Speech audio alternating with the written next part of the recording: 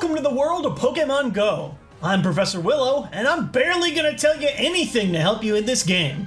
If you caught my Pokemon Go review, one of my biggest complaints with Pokemon Go, despite it being a huge social gaming success, is that many people are clueless on the game's many features because the tutorial is bare bones. Today, I wanted to share some of the advice that I feel has helped me the most over my Pokemon Go adventure, including lots of stuff that I wish I knew from the very beginning. This won't really be a tutorial for every step of how to play the game, but I will be sharing information on optimal capturing, evolution, battling, and leveling up. Number 10.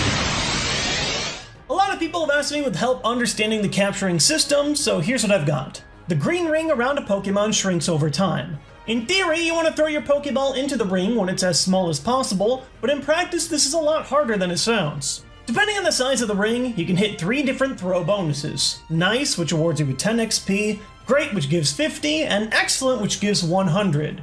I usually just try and aim for Nice or Great. Even lining up any bonus at all can be a challenge. It doesn't always hit the way that it looks like it's hitting. If the Pokemon performs an attack, your ball will be deflected no matter what, so sometimes the safest throw is to let it go immediately after an attack animation finishes. One tip I really recommend here is turning the AR switch in the top right to off. While the AR mode is great for pictures, the Pokemon you're aiming for move all over the place when it's activated. When it's off, they stand in a stationary spot, making it a lot easier to aim. You can also spin a Pokeball in front of you until it glows to throw a curveball with an arc to the left or right, along with a small XP bonus if done correctly. Keep in mind to throw the ball in the opposite direction that you're about to curve for it to land center eventually, similar to the Wii bowling throws that you would do to try and get a strike. This can also help you get a little more distance on your throws to hit Pokemon that appear farther away. Number 9. Hold on to your Stardust at the beginning of the game. There are only 3 ways to obtain it, and they're all in pretty small quantities. By capturing Pokemon, hatching eggs, and redeeming the Daily Defender bonus at the top right of the shop for each Pokemon that you have still remaining in a gym. It's very tempting to select Power Up on early Pokemon, especially the starter that you get at the beginning of the game, but I heavily advise against it, especially because of this next tip. Number 8. As you gain experience and level up, the CP of Pokemon that you find in the wild increase as well. This doesn't just give you Pokemon with higher CP values, it gives you Pokemon with higher potential CP as well. Take a look at these 2 Poliwhirl that I own. The one on the left was caught in one of my first days playing, and the one on the right I just grabbed recently. Both Pokemon appear to have around the same point on their experience bar, but the difference in CP is really noticeable, and it'll become even larger when this Pokemon evolves again. In general, if you want to evolve your Pokemon to have more CP in the long run, evolve your newest Pokemon of that type. Even if a Pokemon has a lower CP value, if it was caught more recently, it will very likely have a higher CP potential. Remember Karen's famous saying? Strong Pokemon, weak Pokemon. That is only selfish perception of people. Truly skilled trainers should try and win with their favorites. Karen never played Pokemon Go. It's a depressing game, where the starter Pokemon that you pick up at the very beginning has some of the lowest potential of any Pokemon you'll own. Here's my starting Squirtle, and here's a Bulbasaur I just picked up off the streets. Poor guy didn't stand a chance. Number 7. Here's a side tip building off of the last one, but if you want to evolve from a basic Pokemon up to that 3rd stage, and you want that Pokemon to be competitive, you should wait until you have enough candy for both evolutions back to back. I know that sounds ridiculous, and that is a lot of candy, but here's the problem. If you evolve a Pokemon to its 2nd stage, you'll probably need a lot more candy to get enough to reach the 3rd. And by the time you've caught Pokemon to achieve that much candy, your level will be way higher as a trainer, and chances are that you've started finding new Pokemon that have much higher CP potential than the one that you were working on in the first place. It puts you in a spot where if you evolve that Pokemon, it won't have as great of a CP total as your newest Pokemon will. Also, if you're having difficulty collecting candy, don't forget that returning a Pokemon to the Professor gives you 1 additional candy of that Pokemon's type.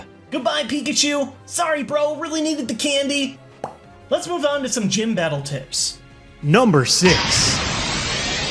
I'm still trying to learn the best options for this, and it's very possible that battling could become its own detailed video, but here's what I've got so far. Faster attacks are much better in gym battling because they build your secondary attacks much faster and seem to deal a much higher damage per second. Fast attacks are typically, but not always, the attacks with a lower damage number. I was so confused when I noticed that my highest CP Pokemon Muk typically performed worse than some of my lower CP Pokemon. But you can just tell by watching my battles how much more damage Pokemon like Golbat deal with a fast attack. In a perfect world, you have a Pokemon with a fast first attack and a high damage secondary charge attack. While there is a lot more research to do on this topic as players are digging through the game's data, here's a list of some very fast attacks that users from the Sylph Road on Reddit were able to compile. On the flip side, stronger, slower attacks should be used when dropping Pokemon off to defend a gym, because the AI will automatically attack with them at a fixed rate. So even if a Pokemon isn't the best choice to lead for your gym attacks, it can still be useful for holding the fort down once you're dropping defenders in. Number 5. One of the most frustrating systems in Pokemon Go is the battle dodging. When the heck do you need to move out of the way? From what I've gathered, the screen blurs yellow for a split second during gym battles. It's hard to see, but I'll slow the footage down, and you can see it best at the bottom of the screen, right there. There is when to dodge.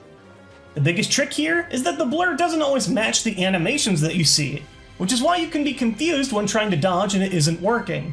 For some Pokemon like this Vaporeon, the yellow flashes way before the water even gets to you, giving you a huge window to attack successfully if you move out of the way first. It definitely takes some time to get used to, but when done correctly, you can take down Pokemon of a way higher CP than you by clearing out rival gyms or powering up your own. Number 4. And finally on gym battles, more than one Pokemon can attack a gym at the same time. Gang up on a gym with multiple attackers from the same team for a huge advantage, even with lower CP Pokemon. Just make sure that your significant other doesn't betray you by choosing the wrong team, because that would be a tragedy! Number 3.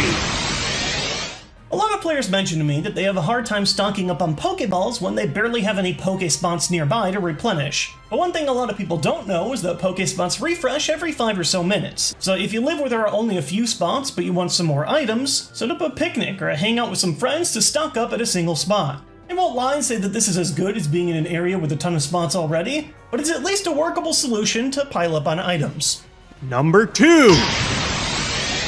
Moving on to egg hatching, use the infinite incubator on the lowest step count eggs. This allows you to maximize usage of your unbreakable incubator while saving the larger 5k and 10k step eggs for your breakable incubators if you choose to purchase them. Larger step count eggs give rarer Pokemon, but in general, all eggs give you a lot of candy compared to simply capturing. If you do decide to throw a few dollars in incubators to hatch multiple eggs at a time, the least you can do is make sure that those purchases are used for as many steps as possible, while the perfect red incubator plows through those 2k eggs.